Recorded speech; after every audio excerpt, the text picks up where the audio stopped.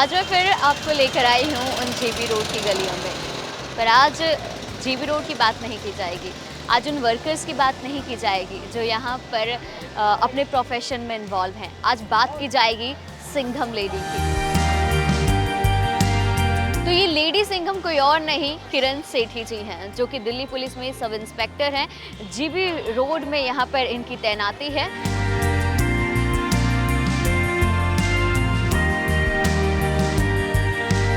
Sub inspector से ज़्यादा Delhi police में अपने प्रोफेशन से ज़्यादा वो जानी जाती हैं अपने करेज के लिए। इसी के साथ ही उन महिलाओं को शिक्षा देने के लिए, उन महिलाओं को स्वस्थ बनाने के लिए जो महिलाएं यहाँ पर काम करती हैं, महिलाओं की ताकत किरण सेठी जी।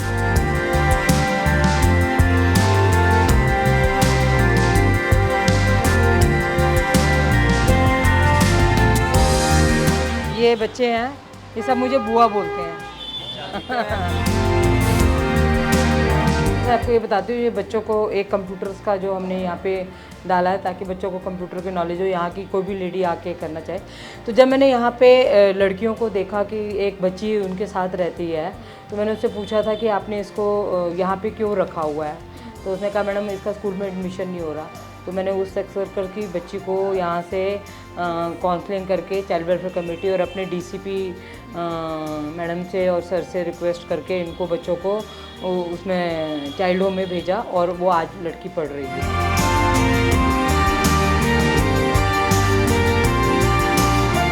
तो जब यहाँ से वो लड़की निकल के गई जिसका एडमिशन भी स्कूल में नहीं हो रहा था, तो यहाँ पे सबको बात फैल गई कि हम यहाँ पे पुलिस जो है यहाँ की महिलाओं और बच्चों के लिए काम कर रही है। फिर एक लड़की को मैंने यहाँ पे जब जो रहती थी यहाँ पे ही अपना देह व्यापार करती थी, तो मैंने देखा कि वो अपने बच्चे को पाँव से बांध कर फिर वो अपना काम करती थी। तो मैंने उससे पूछा कि तुम इसको काम क्यों बांधती हो। तो उसने बताया कि मेरा बेटा जो है मेंटली और फिज़िकली डिसेबल है और मैं अगर इसको छोड़ के चली जाऊंगी तो लोग ये कहीं बाहर निकल जाएगा, मतलब सड़क पे चला जाएगा। तो 5-6 साल का बच्चा था, आउट ऑफ कंट्रोल था। तो मैंने देखा वहाँ पे लोग आ रहे हैं, उस पर थूक जा रहे हैं, कोई लात मार के जा रहा है, उस बच्चे को कुछ आ रहा है। माँ तो सताई हुई है ही है, उस बच्चे के साथ भी मतलब कि इस तरह से प्रॉब्लम हो रही है। तो मैंने फिर उसकी मदर की काउंसलिंग की कि तुम इस बच्चे का अच्छे से पालन पोषण करो। तो उस बच्चे को आज हमने चाइल्ड वेलफेयर कमेटी से पेश करके उस बच्चे का प्रॉपर इलाज हुआ। आज वो बच्चा पढ़ाई कर रहा है और जबकि उसका पाँव एक इतना बड़ा था और एक बिल्कुल इतना छोटा सा हो गया था जिस रस्सी से बांध के जाती थी। तो वो बच्चा अब पढ़ाई के साथ साथ उसका इलाज से उसका पाँव भी ठीक हो रहा है। अब वो प्रॉपर चल पा रहा है, नहीं तो वो टेढ़ा होकर चलता था बच्चा और बोल नहीं पाता था। अब वो बोलता भी है और लिखना पढ़ना भी सीख रहा है। तो मैं बड़ी शुक्रगुजार हूँ अपनी डीसीपी मैडम की और सुमन नलवा मैडम की, श्वेता चौहान मैडम की, कि जिन्होंने मतलब कि हर तरह से सपोर्ट किया कि आपने इनको यहाँ से निकालें। फिर जो लड़की थी जिसकी जो मदर थी, जिसकी बेटे की वो डिसेबल था, तो उसकी काउंसलिंग करके आज मैंने उसको नौकरी पे लगाया। आज वो नौकरी कर रही है और ये काम को छोड़े हुए उसको अब करीबन 1 साल हो गया है। और उसको देखते हुए अब दूसरी एक लड़की को मैंने यहाँ से काउंसलिंग करके निकाला है और उसकी भी जॉब लगवाई है। मतलब आप कह रहे हैं कि अगर कोई महिला यहाँ से देह व्यापार जीबी रोड यहाँ से देह व्यापार छोड़ना चाहे तो वो छोड़ सकती है? बिल्कुल छोड़े। और मैं तो खुद कहती हूँ कि वो आए और हम दिल्ली पुलिस उसकी जितनी भी मदद हो सकेगी करेगी। और उसको स्टैंड करने के लिए हमारे पास बहुत सारे प्रोजेक्ट हैं, जैसे हमारा युवा प्रोजेक्ट है। युवा प्रोजेक्ट के थ्रू हम लोगों को जो आर्थिक रूप से कमज़ोर हैं उनको हम कोर्सेज़ कराते हैं और कोर्सेज़ कराने के बाद उनको क्या नाम है हम जॉब पे लगाते हैं।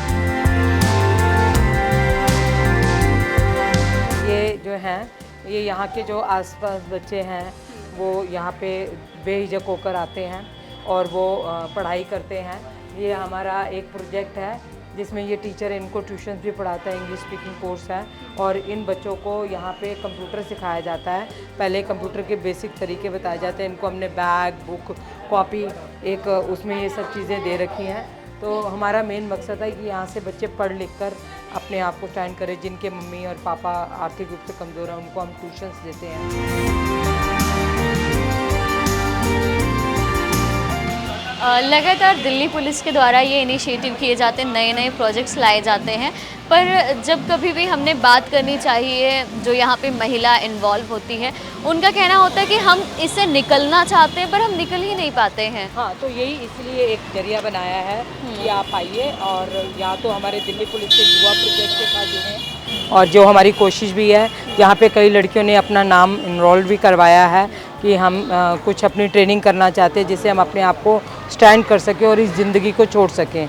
मकसद यही है कि जब इनको ये सब चीज़ें कर लें तो इनको एक प्लेसमेंट की ज़रूरत है। इनको लोग ये ना सोचें कि ये देह व्यापार करती हैं तो आ गई हैं। अगर इन्होंने अपने मन में ठान लिया है और पुलिस इनकी पूरी तरह से मदद कर रही है तो इनके लिए भी कोई नौकरी मुहैया जो करवानी भी बहुत ज़रूरी है। और नेचुरल है कि ये अपनी शौक़ से यहाँ नहीं आई हैं, बट किसी भी धोखे से बहकावे से यहाँ पे अगर आ गई हैं और ये अब वापस अपनी एक सामाजिक ज़िंदगी में जाना चाहती हैं तो दिल्ली पुलिस उनकी मदद कर रहा है और हम जरिया हैं उनका।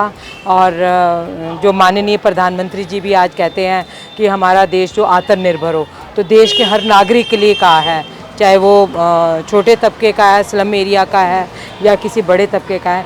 आज एक लड़की पढ़ लिख कर जब स्टैंड होती है तो वो सिर्फ पढ़ाई लिखाई नहीं करती, वो बहुत सारे गुणों से परिपूर्ण होती है। अगर आज किसी गांव वाले के पास भी कोई हुनर है तो वो अपने हुनर को पूरे देश और दुनिया में फैला रहा है। तो आत्मनिर्भरता से अगर ये लड़कियां भी आगे आना चाहती हैं तो इनको ज़रूर साथ देना, मतलब दिल्ली पुलिस तो दे ही रही है, अगर और ऊपर जो इन चीज़ को सुनते हैं तो उनको भी ये ज़रूर देखना चाहिए कि हम इन लड़कियों को किस तरह से एक प्लेसमेंट दे सकते हैं। जब इनके लिए इस तरह के कैंप लगाए जाएंगे प्लेसमेंट के कि आप आए नौकरी करें, तो मैं ये सोचती हूँ कि बहुत सी लड़कियां निकल कर आएंगी। जब हमने उनकी काउंसलिंग की है तो ये सामने आई और उन्हें हमें नौकरी पे लगाया, तो हम क्यों ना इन लड़कियों के लिए ऐसा काम करें जिससे ये अपने जीवन को बदल सकें।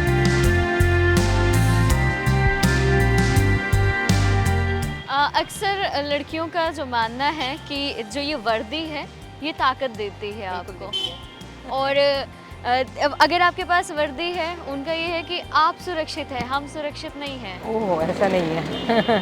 तो वही सुरक्षित करने के लिए हम इनको दिल्ली पुलिस की तरफ से सशक्त बना रहे हैं, सेल्फ डिफेंस की ट्रेनिंग देते हैं। जैसे मैं अब तक 8 लाख से ऊपर लड़कियों को ट्रेनिंग दे चुकी हूँ। मैं जितने भी रेप और पॉक्सो के केसेस की इन्वेस्टिगेशन करती हूँ, मैं विक्टिम को सबसे पहले मोटिवेट करती हूँ कि आपने घबराना नहीं है, और जो अपराध आपके साथ हुआ है उसको अब सोच के नहीं अब कमज़ोर पड़ना कि मेरे साथ ये अपराध हो गया है। आपको अपने आप को मजबूत करना है, कि उन लोगों को पकड़वाना है ताकि वो किसी और के साथ अपराध ना कर सकें। कितना मुश्किल होता होगा आपके लिए, क्योंकि एक महिला जो शुरू से पीड़ित है, उसके साथ हमेशा हर एक कदम पे अन्याय हुआ है, वो ऐसी जगह पे आ जाती है जहाँ पे मजबूरन उसे देह व्यापार करना पड़ता है। भरोसा कैसे जताती होगी? भरोसा देखिए, वो हर एक पे एकदम भरोसा नहीं करती। मुझे भी जब पहली बार मैं यहाँ पर आई थी तो ये लोग सोचते हैं भी हाँ ठीक है, पुलिस वाले ने बात कर लिया, बट अपने मन की बात नहीं बताती थी, इनको क्या तकलीफ़ है ये नहीं बताती थी। तो इनका ये भरोसा और विश्वास जीतने के लिए मुझे भी समय लगा। आज मैं इनको बहुत रिस्पेक्ट देती हूँ, मैं इनको आप करके बोलती हूँ, दीदी करके बोलती हूँ। तो जब इनको ये प्यार मिलता है, एक अपनापन, देखिए मैं आपको छूती हूँ तो छूने से नहीं पता चल गया कि मैं आपसे प्यार करती हूँ। वो एक स्पर्श होता है जो फील करवाता है, भाव होते हैं जो फील कराते हैं कि ये छूना कैसा है, ये बैड, जैसे हम बच्चों को बताते हैं ये गुड टच है, ये बैड टच है। एक कोई भी, चाहे हम किसी इंसान को, कोई भी, चाहे वो आदमी हो या औरत हो, जब हम उसको भाव, अपनी बात और अपनी उसकी ज़रूरतों को, या मैं ये सोच लेती हूँ ये बहुत पीड़ित है, ये रोकर अगर कोई बात मुझे बता रही है और मैंने इनकी बात ही सुन ली तो ये इनका मन हल्का हो जाता है। और ये जब एक चीज़ को बार बार बताती हैं, एक चीज़ को आके करते हैं, और हम आप जब इनकी मदद करना शुरू कर देते हैं तो वो विश्वास जीतना पड़ता है, वो विश्वास बिठाना पड़ता है कि हम आपके साथ हैं। मेरे बहुत सारे सवाल हैं आपकी पर्सनल लाइफ से भी जुड़े हैं। आप जूडो किया करते थे, उसके बाद आप पुलिस में आते हैं। एक हमेशा जब भी हम एक प्रोफेशन चुनते हैं तो अभी भी आप मुझे बचा रही हैं।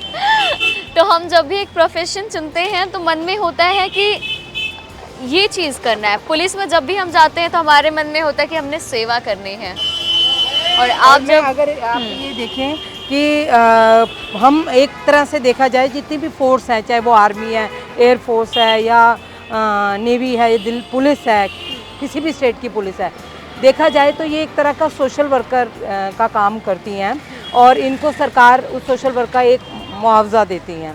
ठीक है, जिस दिन हम ये सोच लेंगे कि हम अपने देश की सेवा कर रहे हैं और हम सेवा भाव के लिए जा रहे हैं, तो जब तक किसी भी फोर्स के पर्सन के पास सेवा जैसा भाव नहीं आएगा ना, तो वो अपनी नौकरी में सक्सेसफुली नहीं हो सकता। तो सेवा के जरिए ही हम क्राइम को कम कर सकते हैं, अपने समाज में रहने वाले लोगों को हेल्प कर सकते हैं, उनको सुरक्षित बना सकते हैं और उन्हें मजबूत बना सकते हैं।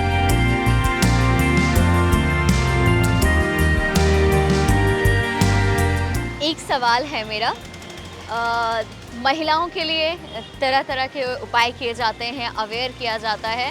कहते हैं कि आपने जब किसी चीज़ को सुधारना है या किसी चीज़ पे काम करना है तो दोनों पहलू पे काम किया जाए। मैं साफ कह दूं कि जहाँ पे महिलाओं को अवेयर कराने की ज़रूरत है, वहीं पर पुरुषों के लिए भी काम किया जाना चाहिए।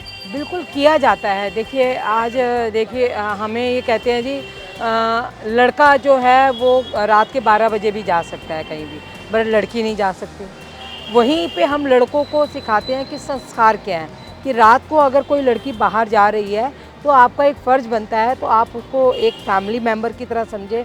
ये नहीं है कि वो लड़की रात को 12 बजे बाहर जा रही है तो आप उसका पीछा करें या उसके साथ कोई यौन शोषण करें। तो लड़कों को हम इस तरह से अवेयर करते हैं। दूसरा, हम लड़कों को ये भी बताते हैं कि आज आप हमारे यहाँ पे बाहर हैं, कल को आपकी बहन भी तो बाहर हो सकती है, उसके साथ कोई अपराध होता है, तो लड़कों की भी हम काउंसलिंग करते हैं, लड़कों को हम अवेयर करते हैं। और आपको मैं ये बता दूं, जो हमारा युवा प्रोजेक्ट है उसमें जो आर्थिक रूप से लोग कमज़ोर हैं लड़के, उनको हम अवेयर तो करते ही हैं, हम अपने दिल्ली पुलिस के प्रोजेक्ट के साथ भी उनको जोड़ते हैं, उनसे हम मदद लेते हैं, उनसे हम कभी कोई यहाँ पे जलसा जुलूस निकलता है, वो हमारे आँख और नाक कान हैं, बट उनको हम अवेयर करते हैं कि जो आज एक संस्कार ख़त्म हो गया वो।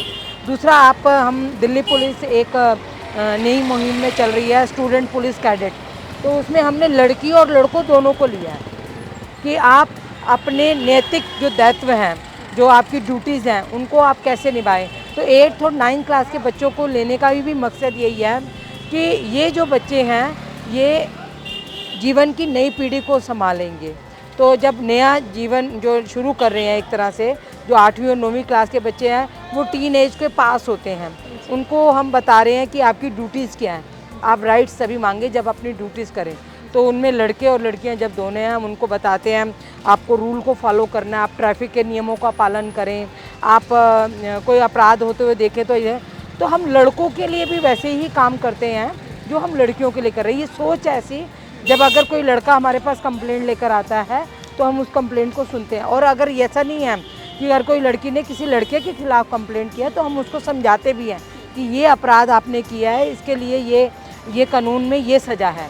तो जब हम पॉक्सो एक्ट के बारे में, जैसे माइनर बच्चे जो 18 साल से नीचे क्राइम करते हैं या उनके साथ कोई क्राइम हो जाता है, तो हम वहाँ पे स्कूलों में जाकर या कॉलेजेस में जाकर इस एक्ट के बारे में भी बताते हैं कि उनके साथ हम ट्रैफिक के रूल्स बताते हैं, जो जिस चीज़ से अपराध बढ़ सकता है और रोका कैसे जाए वो हम स्कूल और कॉलेजेस में बताते हैं।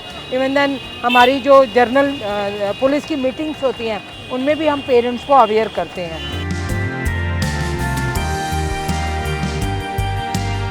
तो मैं ये सारी बात इसलिए कर रही थी क्योंकि मैम बेशक दिल्ली पुलिस के साथ काम कर रही हैं, दिल्ली पुलिस के साथ इनिशिएटिव प्रोजेक्ट्स में इन्वॉल्वमेंट है, बट मैम पर्सनल लेवल पर भी लड़कियों को शिक्षा देती हैं।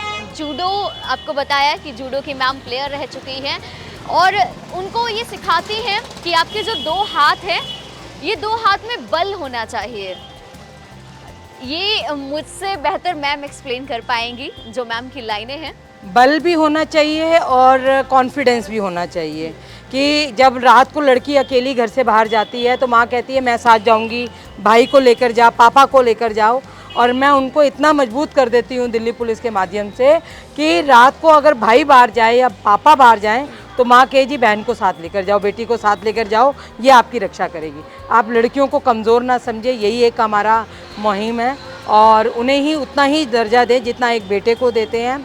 और जब आप ये देखते हैं कि कोई पीड़ित है, कोई लोग दिव्यांग है, अगर आप उसकी मजबूरी का फ़ायदा उठाते हैं, जैसे कुछ साल पहले जब दिव्यांग लड़की को जो नेत्रहीन थी उसको गुंडे ज़बरदस्ती उठाकर लेकर जा रहे थे, तो वहाँ पे हज़ारों लोग की भीड़ आवाजावी थी, मगर कोई उसकी मदद नहीं कर रहा था।